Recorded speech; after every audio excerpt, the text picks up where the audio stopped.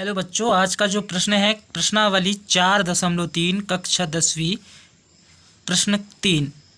प्रश्न क्या है? एक ऐसा आम का बगिया बनाना संभव है जिसकी लंबाई चौड़ाई से दुगनी हो और उसका क्षेत्रफल 800 मीटर वर्ग है या हो। यदि हो तो बगिये की लंबाई और चौड़ाई ज्ञात कीजिए। तो दोस्तों यहाँ पर कह रहा है प्रश्न कि जो लंबाई होगी ये आपकी लंबाई कहलाएगी और ये आपकी चौड़ाई कहलाएगी। तो क्या कह रहा है?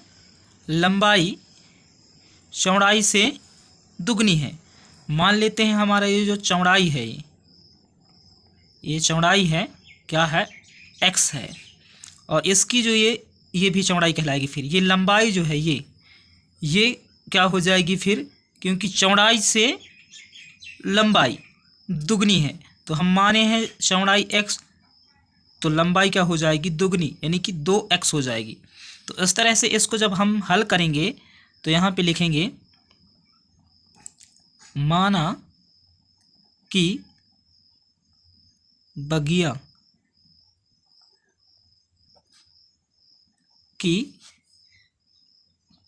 चौड़ाई बराबर x मीटर मान लेंगे। तो बगिया की जो लंबाई कहलाएगी वो बराबर क्या होगी? 2x मीटर कहलाएगी, क्योंकि चौड़ाई से लंबाई 2 गुनी है, इसलिए 2x मीटर कहलाएगी।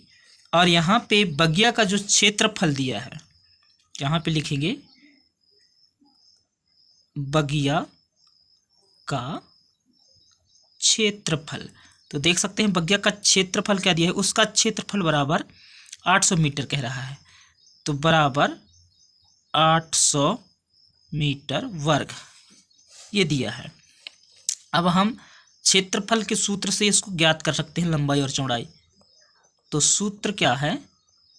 क्षेत्रफल बराबर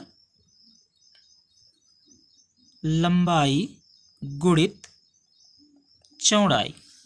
इस सूत्र में मान रखेंगे तो आप देख सकते हैं बगिया का जो क्षेत्रफल दिया है 800 वर्ग मीटर, तो क्षेत्रफल के स्थान पे 800 मीटर को नहीं लिखेंगे क्योंकि हल कर रहे हैं। बराबर लंबाई कह रहा है, तो लंबाई क्या है? 2x मीटर, तो यहाँ पे हो लंबाई के स्थान पे 2x गुणित चौड़ाई कह रहा है, तो चौड़ाई x दिया है, चौड़ाई बराबर x हम माने हैं। ये हो गया। इसको हम या करके लिख सकते हैं 2x गुणित x बराबर 800। क्यों लिख सकते हैं? क्योंकि 800 बराबर 2x गुणित x है, यानी कि 2x गुणित x बराबर 800 है। अब इसको हम हल करेंगे, 2x गुणित x है तो क्या हो जाएगा? गुणा होगा तो 2x का गुणा होगा तो x का वर्ग बराबर 800। अब यहाँ पे हमें x का मान चाहिए, इसलिए x का वर्ग बस लेंगे। बराबर 800 है तो 800, और ये जो बचा 2 है इसको यहाँ नहीं लिखें तो ये 2 आ जाएगा बराबर के साइड, तो ये बटे में आ जाएगा।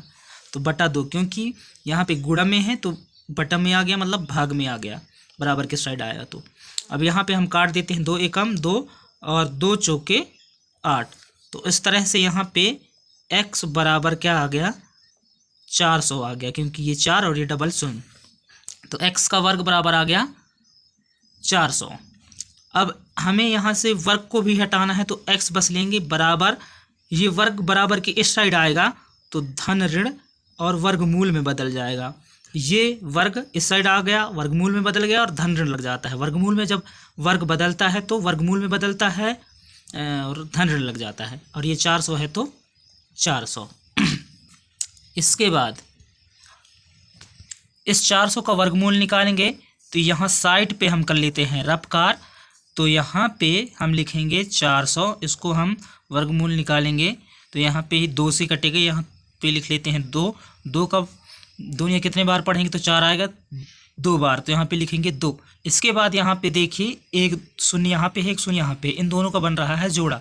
तो इन दोनों जोड़े में से है किसी एक को लिख लेंगे, इन दोनों जोड़े में एक को लिख लिए। तो इस तरह से जो 400 का वर्गमूल होगा 20 कहलाएगा।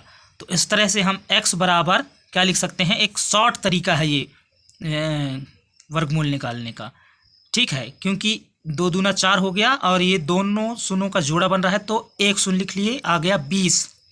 तो ये धन ऋण यहाँ पे क्या हो जाएगा, 20 हो जाएगा। आप 400 का वर्गमूल निकाल के देख सकते हैं, 20 आएगा। अब यहाँ पे x को क्या माने थे हम, चौड़ाई माने थे, तो चौड़ाई और लंबाई कभी जो है ऋणात्मक नहीं हो सकता, इसलिए हम x बराबर धनात्मक के 20 लेंगे। तो ये आपका x का मान आ गया। अतः यहाँ पे हम क्या लिखेंगे, बगिया की जो चौड़ाई होगी वो क्या माने हैं, x माने हैं, तो x बराबर आया है 20, तो 20 मीटर कहलाएगा।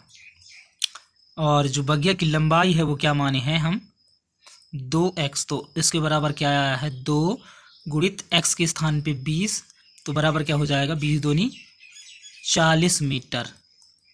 तो इस तरह से बगिया की चौड़ाई 20 मीटर और बगिया की लंबाई 40 मीटर है। उम्मीद कर रहा हूं कि आप लोगों को यह प्रश्न समझ में आया होगा। अगर आप चैनल पे नए हो तो चैनल को सब्सक्राइब कर सकते हैं। और